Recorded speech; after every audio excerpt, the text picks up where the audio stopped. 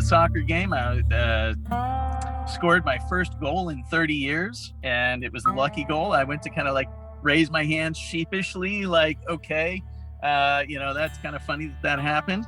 And I started getting dizzy and sick, and checked out of the game and never went back. And that was the last healthy day of my life. I'm on disability from chronic fatigue and have been for 8 years. I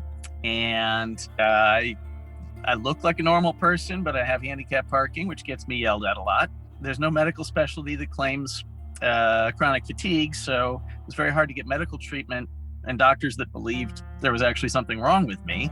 And it doesn't happen to men very often, so it was even harder. And so I didn't get my insurance payment that I'd been paying for the best disability insurance there was. They paid me nothing. So I wound up homeless.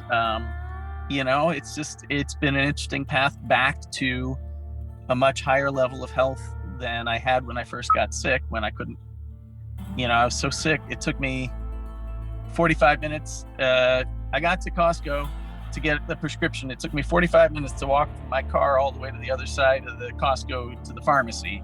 And I parked real close to the front door. It was just, I couldn't move faster. I'd get sick.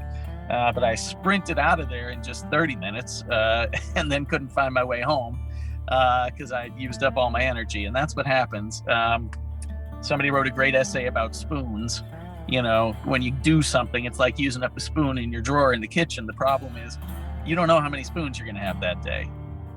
You might decide to get dressed and put on your clothes and head out the door to go do something, and it turns out you only had the one spoon you used showering and getting dressed. You just don't know. I tried to work last year, and I made it almost 5 months before they just had to tell me, go away.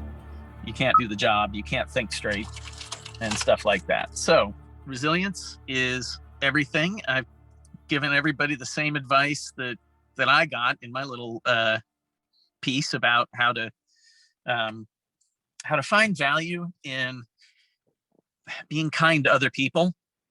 If you can be kind to other people and realize that you're valuable that way, it's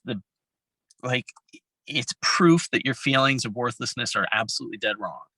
And that's the worst part about almost any tragedy, is that you feel scared and helpless and maybe hopeless, and maybe that you don't have value because you're not powerful enough to keep things from going bad, in my opinion, in my experience. And so the ability to be kind to others and kind to yourself is key. To go out and find someone you can help with something, even if they're better off than you are. Find someone that you can mow their lawn for free or something. Do something. You'll feel good. It's just hard. We lose our way so easily.